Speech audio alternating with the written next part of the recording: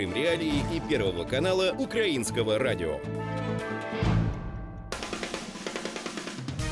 Слушайте радио Крым Реалии на средних волнах. Частота 549 кГц в 7:30 утра и днем в 12:10. Теперь мы с вами 24 часа в сутки, 7 дней в неделю. Радио Крым Реалии 105,9 FM. Крымчане имеют право знать.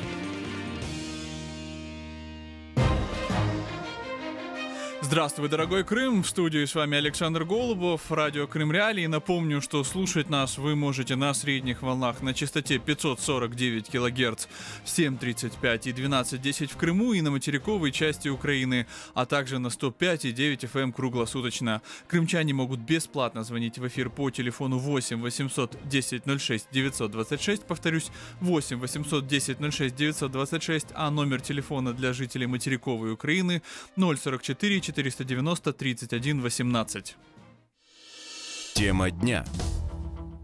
В Симферополе открыли филиал Всероссийской государственной телевизионной и радиовещательной компании, сокращенно ВГТРК, российскую гостелерадиокомпанию «Таврида». Для чего российские власти открыли в аннексированном Крыму филиал ВГТРК? Кто из крымских журналистов, оставшихся на полуострове после аннексии, будет работать на российскую пропагандистскую машину, и как Украина сможет противостоять промывке мозгов крымчанам со стороны России? Обо всем этом мы будем говорить в ближайшие 25 минут. Крым в центре внимания. Пока же предлагаю послушать то, как прокомментировал телеканалу России открытие крымского филиала ВГТРК директор Тавриды Николай Долгачев. «Вести» — это проект, который соединяет все регионы Российской Федерации, как такая информационная нить. И впервые за эти годы здесь появляются тоже свои «Вести». Крымские «Вести» с хорошим оборудованием, действительно с хорошей профессиональной командой, с серьезной поддержкой. Поэтому, конечно, мы рассчитываем, что и здесь жители Республики Крым и туристы смогут увидеть все самые главные новости. В то же время на открытии крымского филиала гендиректор Всероссийской гостелерадиокомпании Олег Добродеев сказал следующее. Сегодня важный день, потому что именно сегодня можно говорить об окончательном информационном возвращении Крыма на родину. Если мы говорим о том, что телевидение ВГТРК конкретно стягивает страну, то вот сегодня, конечно, это последний регион России, в котором появилась наша компания. И это действительно главный элемент в этой информационной стяжке. Тем временем на связи с нами Гаяна Юксель, медиаэксперт, член Меджлиса крымско-татарского народа. Гаяна, здравствуйте. Здравствуйте. Благодарю, что связались с нами. И вот подскажите, по вашему мнению, какую нишу будет занимать Таврида в пуле российских СМИ в Крыму, которых уже и так там вроде бы достаточно? Я думаю, что здесь деление на ниши вопрос второстепенный. Это открытие данного филиала. Это еще один шаг по информационной экспансии и захвату Крымского полуострова и стягиванию его в информационное пространство государства-агрессора. Эта работа не новая, она началась, собственно говоря, с первого дня. Даже это первая работа, которую оккупанты делали, начиная с первых дней оккупации в 2014 году. И, в принципе, все выглядит достаточно логично и закономерно. Открытие подобного медийного ресурса – это еще одна возможность для, скажем так, промывки мозгов крымчан и возможности вещания на внешнюю аудиторию с целью демонстрации счастливого и радостного Крыма. Я ничего удивительного в данном действии не вижу. И думаю, что, к сожалению, вот та пропагандистская работа, которая ведется на полуострове, в том числе и грязная информационная кампания в отношении Украины, она медийным ресурсом данным тоже будет продолжена. Яна, смотрите, а вот Добродеев, гендиректор ВГТРК на этой церемонии, он также сказал, что подавляющее большинство сотрудников — это крымские журналисты, и мы будем только расширяться, это важно с точки зрения рабочих мест. И вот тут возникает у меня такой вопрос. Во-первых, какие, собственно, журналисты идут прежде всего работать в Тавриду? И все ли так плохо Мне режиссеры сообщают, что Гаяна пропала со связи. Я же напомню, что мы разговариваем про открытие в Симферополе и в Крыму филиала Всероссийской государственной телевизионной и радиовещательной компании ВГТРК. Сейчас мы продолжим наш разговор с Гаяной Юксель, медиаэкспертом и членом Меджлиса крымско-татарского народа. Я же хочу напомнить нашим слушателям мнение Сергея Костинского, члена Национального совета Украины по телевидению и радиовещанию. Еще 28 марта он в целом написал в Фейсбуке следующее про российские СМИ в Крыму. Россия полностью уничтожила украинское телерадиовещание в аннексированном Крыму, захватив радиочастотные ресурсы, оборудование, инфраструктуру, принадлежащую Украине. И также российские СМИ вместе с вооруженными силами соседней России стали государственным инструментом оккупации Крыма. Место украинских телеканалов и радиостанций заняли российские вещатели, написал он. И вот мне режиссеры говорят, что Гаяна Юксель снова с нами на связи. Гаяна, у меня в связи с вот этой цитатой Костинского к вам следующий вопрос. А действительно ли удалось российским СМИ вытеснить украинские не только из вещания с частот в Крыму, но и из сознания крымчан, по вашему мнению? Вы знаете, понятие вытеснения, оно очень такое, скажем так, растяжимое. Дело в том, что как прошел силовой захват Крыма, точно так же произошло и силовое, насильственное, незаконное вытеснение украинских СМИ с территории полуострова.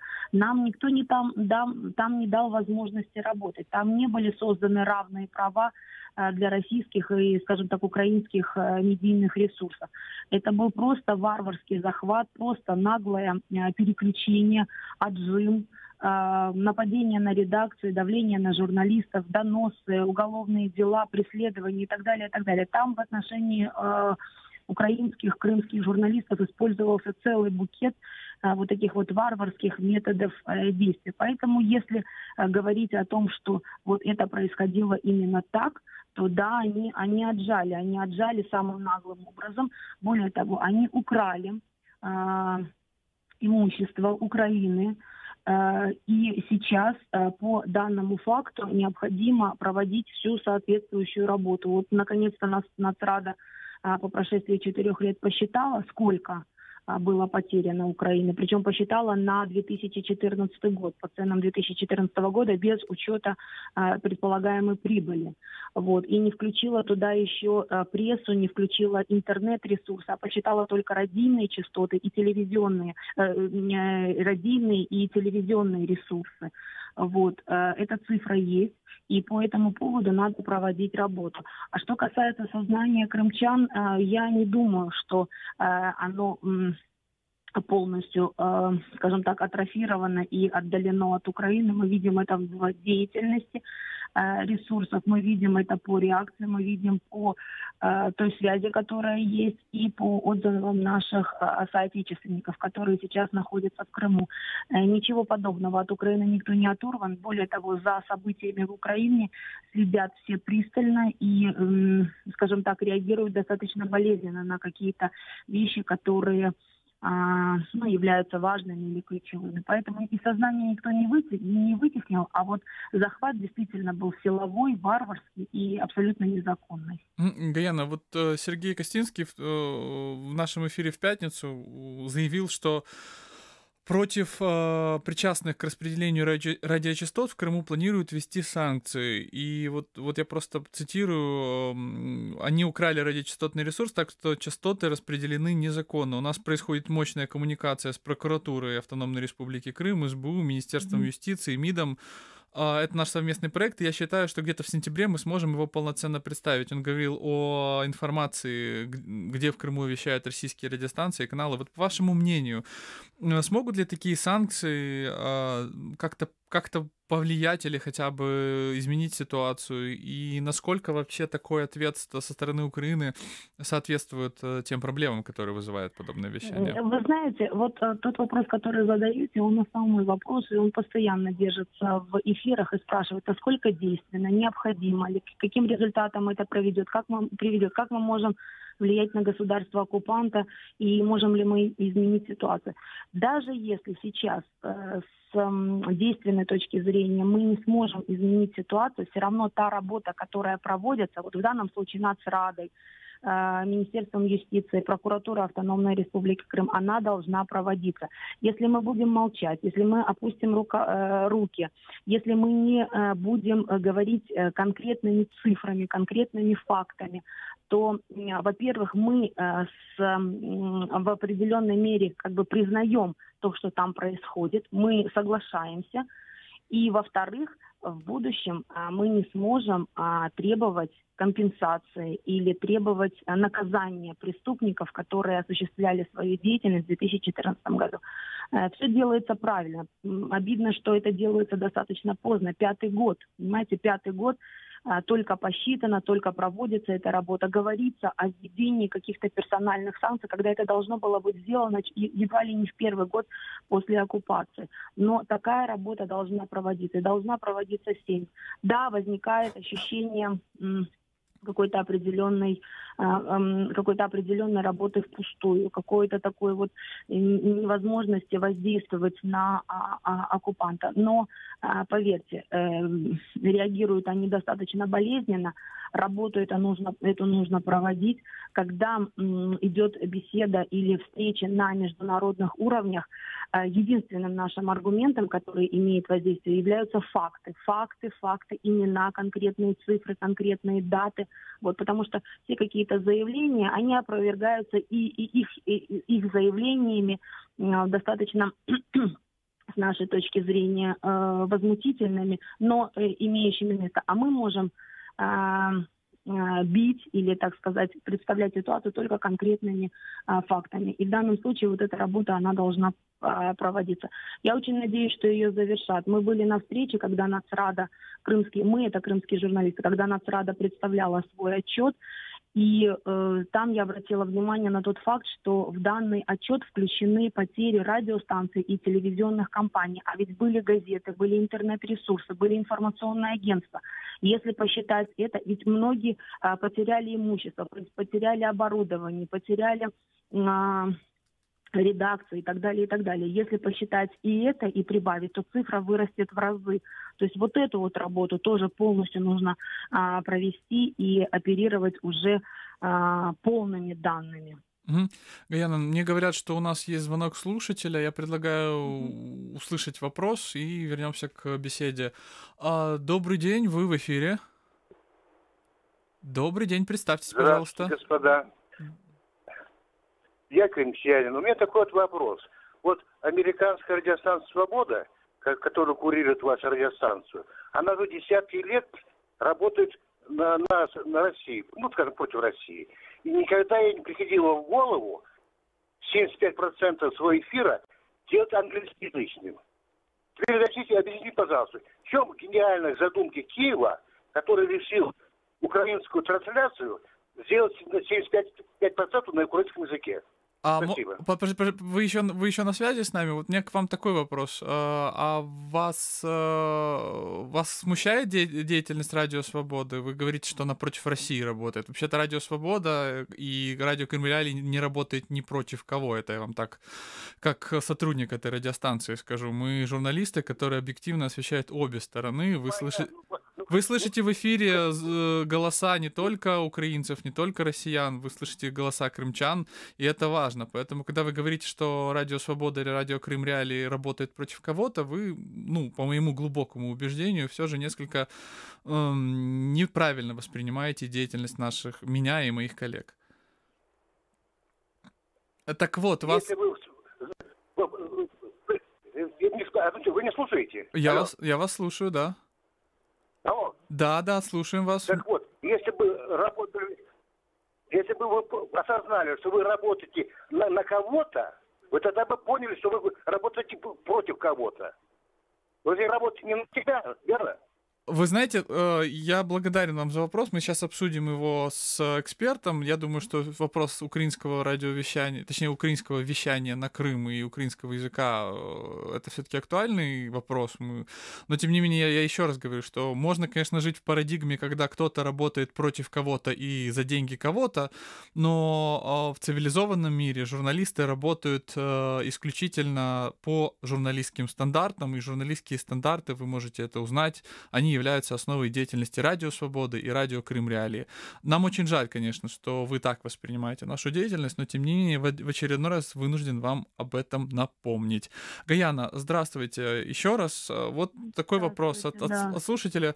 Я не могу понять возмущение, потому что, по идее, если этот слушатель считает, что Радио Свобода и другие станции работают против России или против Крыма, там, то вот, наверное, украинский язык — это даже хорошо, потому что это как бы, по идее, по мнению критиков даже в самой Украине, сделает способность украинского государства и украинских СМИ достучаться до крымчан усложненной. Вы разделяете такую точку зрения? Смотрите, типичный вопрос эмоционально заряженного слушателя и такая вот позиция, которая есть у многих в России: кто не с нами, тот против нас. То есть если СМИ не вещает в русле официальной российской пропаганды и не оперирует терминологической базой и понятийным аппаратом и подходом, который демонстрируют официальные российские СМИ, значит, это СМИ враждебное, и оно по своей сути деструктивное. Но это очень неправильный подход и абсолютно не объективный.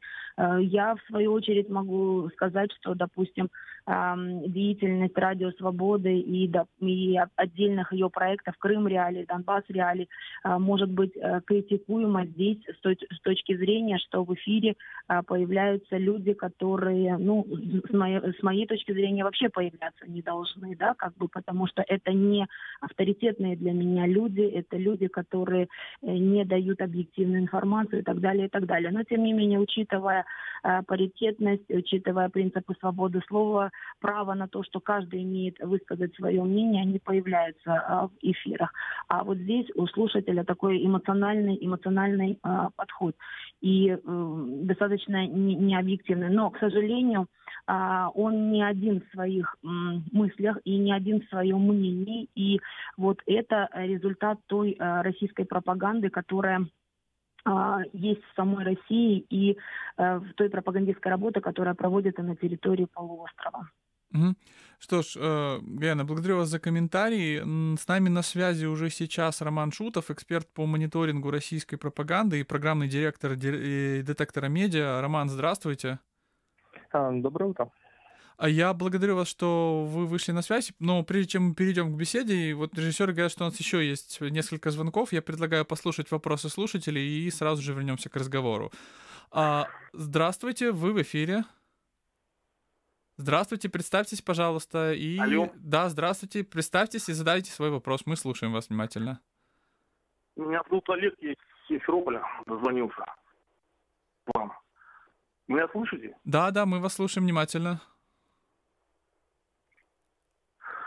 В данном случае я хочу сказать, что вот вы о свободе слова говорите, да, но в Украине свободы слова-то на самом деле нет. Вы все российские каналы запретили, радиостанции запретили, газеты запретили, интернет даже запретили. А у нас в России есть и украинские телеканалы вещают, и украинские пропагандисты, политологи на всех федеральных каналах выступают. Россию, говорят, Олег, у меня такой вопрос. А какой украинский канал вы смотрели в последнее время в Симферополе? Вот вы говорите, что все украинские каналы... Я их не смотрю. Так погодите, а если вы их не смотрите, какие каналы есть тогда? Назовите каналы, которые есть в Симферополе, которые вы можете включить. Можно смотреть через кабельные... Какие каналы, Олег, скажите, какие украинские каналы можно посмотреть в Симферополе? Какие? Назовите хоть один. Зачем я буду рекламу делать? Я понял. Олег, все понятно, вопросов к вам, собственно, больше нет. Спасибо, что высказали свою точку зрения. Напомню, с нами был некий Олег из Симферополя, который говорит, что в Симферополе каналы разрешены, но он не может назвать, какие именно. А вот в Украине интернета нету.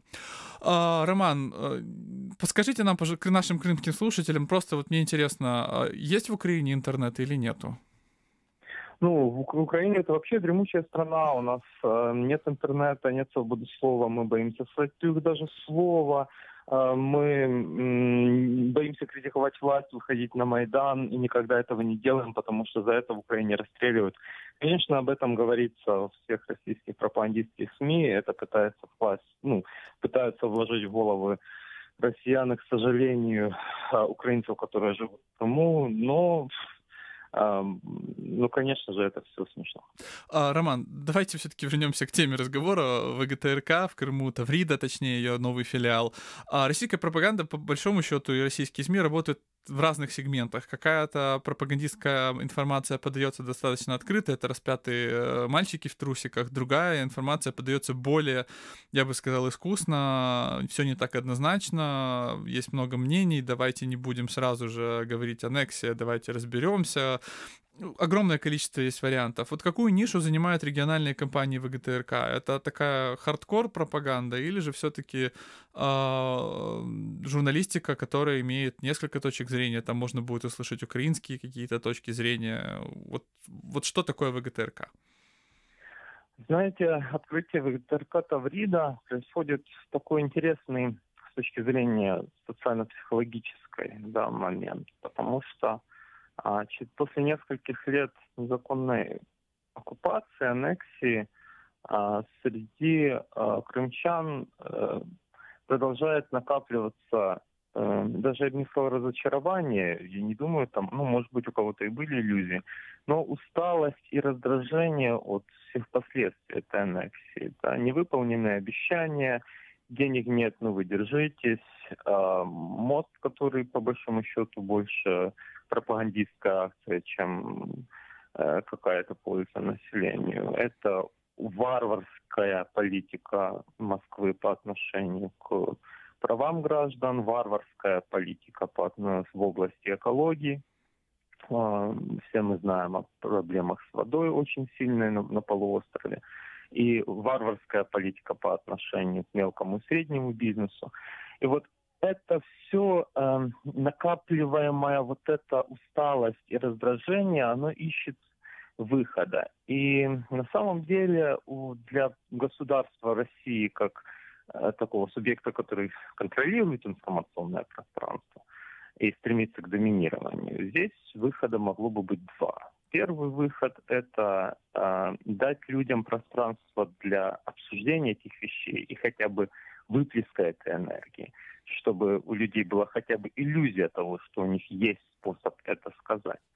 А второй способ – это закрутить гайки, это переломить через колено, и это пойти вот тем путем, который вы назвали хардкорным, да, и сломить все-таки вот этот протестный, вот эту протестную линию, просто сломать ее через колено. И знаете, интересно то, что именно открывается филиал ГТРК, я боюсь, что это как раз второй путь.